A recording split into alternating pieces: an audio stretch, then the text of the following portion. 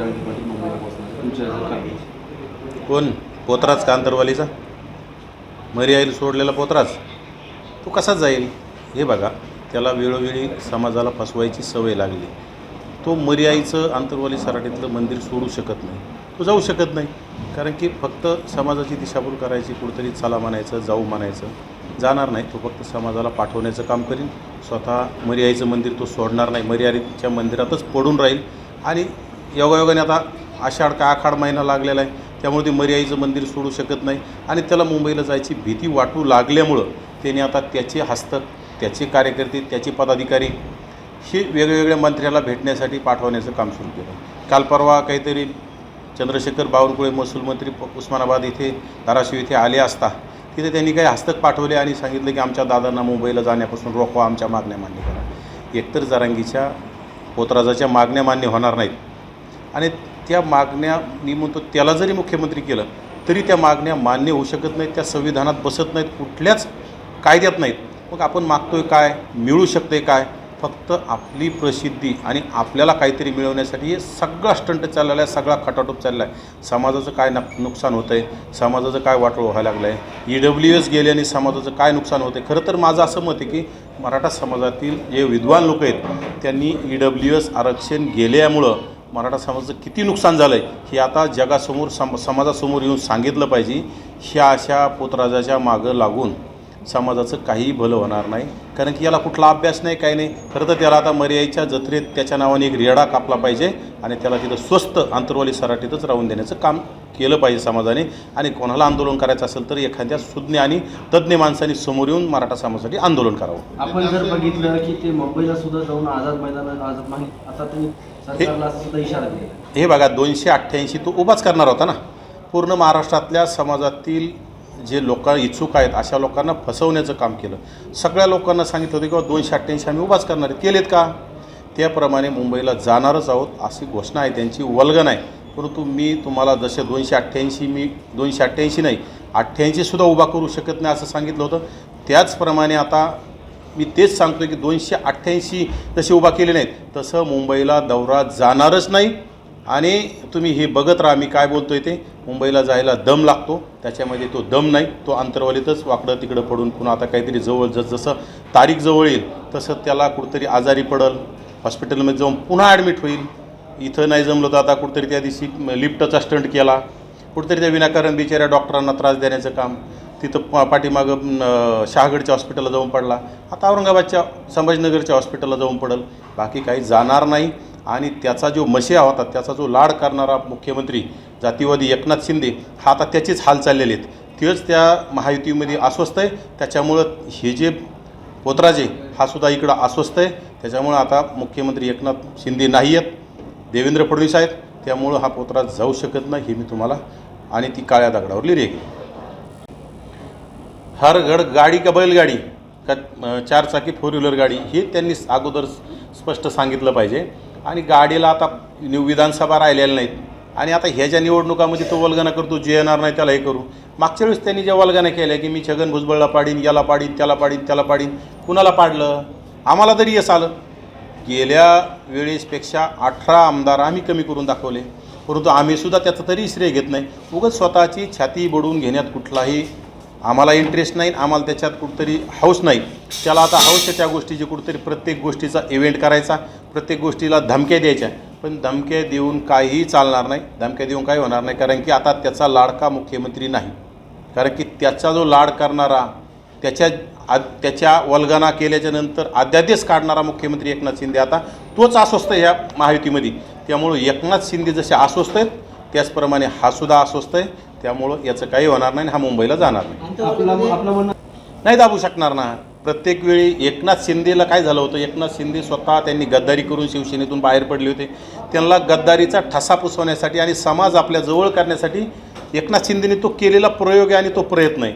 एकनाथ शिंदे त्याच्यात यशस्वी झाले असतील नसतील ते त्यांना माहिती आहे, परंतु तो प्रयत्न होता आणि त्याच्या प्रयत्नात जरांगीला त्याचा थोडा फायदा झाला. तर जरांगे काय डोक्यावर बसला, त्याला वाटलं याला बोललं की ते येतं, त्याला बोललं की ते येतं, तर आपण वल्गना केली की प्रत्येक गोष्ट.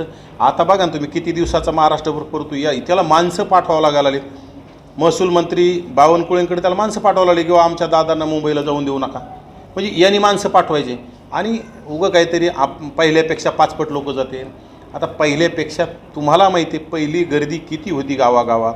आजचं पोझिशन काय आणि गेल्या वेळेचं पोझिशन काय. 10%सुद्धा लोक राहिलेले नाहीत. लोकांना कळतं आहे याच्यामुळं EWS आरक्षण गेलं आहे. मराठा समाजाचं अत्यंत नुकसान झालं आहे आणि OBCमध्ये येऊन काय साध्य करणार आहे. फक्त याच्यामध्ये OBCचं राजकीय आरक्षण धोक्यात आणण्यासाठी हा चाललेला खाटाटोप आहे, बाकी काही नाही. परंतु तुम्ही OBCंना स्थानिक स्वराज्य संस्थेत जाण्यापासून अडवताल, परंतु येणाऱ्या विधानसभा लोकसभेमध्ये OBC तुम्हाला लोकसभा विधानसभात जाण्यापासून अडवण्याचं काम करील.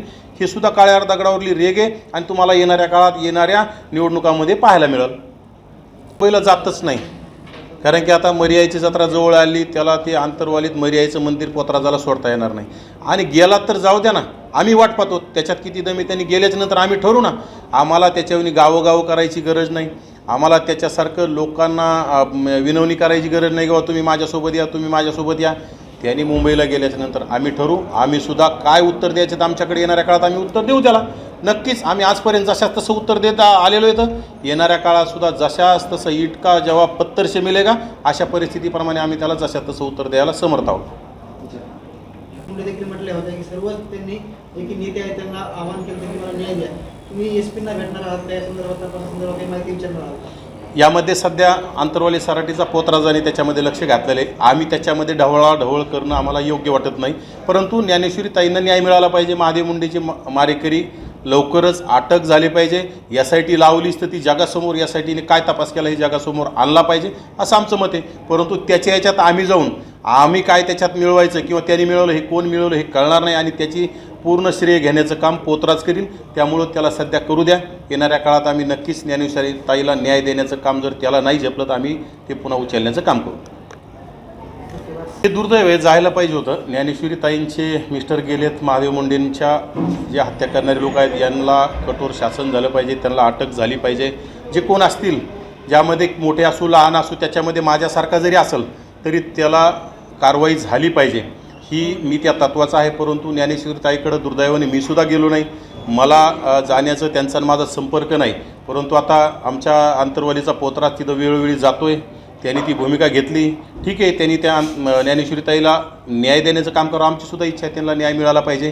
परंतु त्यांनी आता न्याय देण्यासाठी काहीतरी मागणी केली, त्याच्यामध्ये SIT सरकारने लावली. परंतु ज्याच्या स्वतःच्याच बुडाखाली अंधार आहे त्याचीच पोतराजाचीच SIT लागलेली आहे. आता त्याच्याच SITमध्ये त्याचं काही झालं नाही तर ह्या ज्ञानेश्वरी ताईंच्यासाठी तो लढतोय. महादेव मुंडे प्रकरणात SIT लागू झाली आणि काही होणार नाही असं मला वाटत नाही. त्याने की आता कुठंतरी हे शांत करण्यासाठी SIT लावण्याचं काम केलं असेल.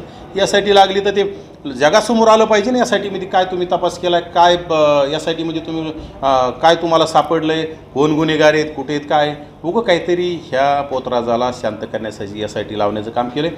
खरं तर त्याच्याच बुडाखाली अंधार आहे. आता त्याची SIT पुन्हा गुंडाळून ठेवण्यात आली होती. ती आता माझ्या मते लवकरच वर येईल आणि त्याचीच SIT लागेल. त्यावेळेस त्याला पळता भुई थोडी होईल. त्यामुळं कुठंतरी आता भावनिकतेचं सगळं नाटक सुरू आहे. आणि सोलापूर इकडं तिकडं फिरताना किती लोक आहेत, मोजके लोक आहेत त्याच्यामागं. समाज राहिलेला नाही. आणि खरं तर आता सगळा महाराष्ट्रातील बहुजन समाज शेती करणारा समाज आहे. त्यांनी समाजाला सुद्धा वेठीच धरू नये.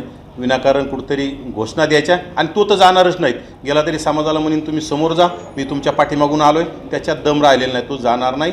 ही जाणार नाही काळ्या दगडावली रेग. महादेव मुंडे हत्या प्रकरणात तुम्ही त्यांचं वय झाल्यामुळं बुद्धी ढळलेली आहे.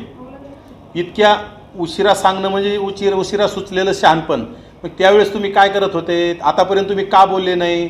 उगं कुठंतरी राजकारणात काहीतरी चर्चा करण्यासाठी आता पवार, शरद पवार असतील, रोहित पवार असतील, हे अतिशय जातीवादी आणि हे जरांगेला पूरक वातावरण निर्माण करण्यासाठी वेगवेगळे वक्तव्य करण्याचं काम करतात. शरद पवारांनी तिथं आत्ताच कर्जत जामखेड मतदारसंघामध्ये महात्मा फुले यांच्या चौकाची विटंबना झाली, तोडफोड झाली. तिथं शरद पवारांना बी तोंड उघडता आलं नाही आणि त्यांचा नातू शेंबडा रोहित पवार त्यालासुद्धा तोंड उघडता नाही आलं. तिथं का बोलले नाही. म्हणजे उगं काहीतरी वेगवेगळे वक्तव्य सुटकणे सोडून द्यायचे आणि राजकारणामध्ये कुठंतरी जरांगीला पूरक वातावरण करण्यासाठी हा केविलवाना प्रयत्न आहे. परंतु तो सगळा प्रयत्न आता ते संपलेले माणसं आहेत, त्यांच्यावर आपण आता येणाऱ्या काळात काही बोलणं बी योग्य नाही.